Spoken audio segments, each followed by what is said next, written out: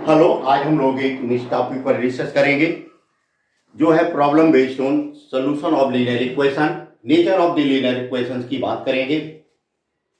कुछ समय से पहले बच्चों की रिक्वायरमेंट थी class 9th and 10th board exam में आने वाले बच्चों के लिए, आल्सो कॉम्पिटिटिव बेस को फेस करने वाले बच्चों के लिए लीनियर से रिलेटेड कुछ कॉन्सेप्ट आपके साथ में शेयर कर रहा हूं।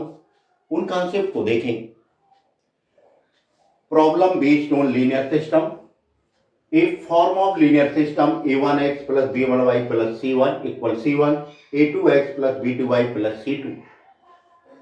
दिए गए लीनियर सिस्टम को आप इस फॉर्म में फॉर्मेट कर लेंगे।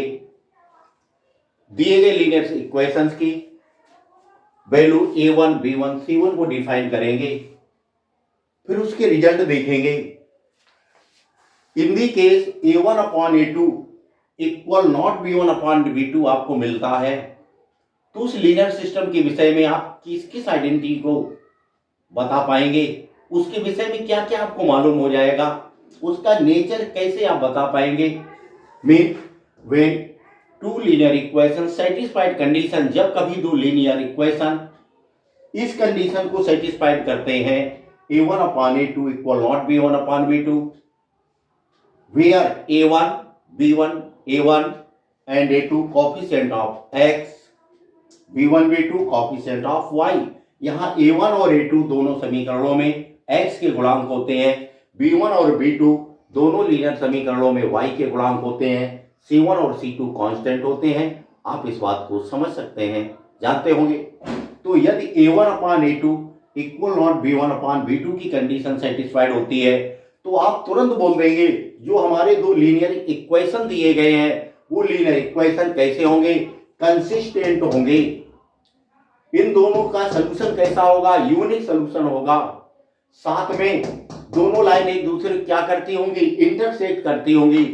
इंटरसेक्ट मींस फिगर कैसा होगा, ग्राफ इस तरह आएगा। इन पॉइंट पर कॉन्सेप्ट पर बेस्ड आपके क्लास 10th बोर्ड एग्जाम में क्वेश्चंस बहुत पूछे जाते हैं। आल्सो एयरफोर्स, नेवी, एनडीए जैसी एग्जामों में भी इनसे बहुत क्वेश्चंस आते हैं। तो जब कभी आपके पास दो लीनियर सिस्टम दिए जाए और आपसे क्वेश्चंस किया जाए कि find out nature of this linear system, तो आपको एक काम करना है, a1 upon a2 b1 upon b2 c1 upon c2 define कर लेना है। फिर उसमें मैच करके देखेंगे। In the case satisfied condition a1 upon a2 equal not b1 upon b2, तो आप कितने तरह क्वेश्चन का आंसर दे देंगे। मैंने आपके लिए चार्ट रेडी किया है। Then system will be consistent, तब दिया गया रेखीय प्रक्रम कैसा होगा, कंसिस्टेंट मीन्स संगत होगा। यूनिक सॉल्यूशन मींस एक का हल होगा। बोथ लाइन इंटरसेक्ट मींस दोनों लाइन एक दूसरे को कट करती होंगी। ग्राफ अगर आ जाए तो एक इस तरह का ग्राफ बनेगा, लाइन कट करती हुई दिखाएंगे।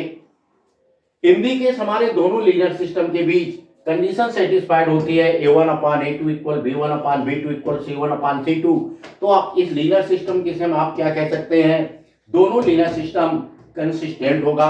दिया गया रेखीय प्रक्रम संगत होगा। इसके सलूशन कितने होंगे, इनफाइनाइट मैनी सलूशन होंगे, मींस अनंत हल होंगे। हलों की संख्या बहुत सारी होगी, अनंत हल होंगे।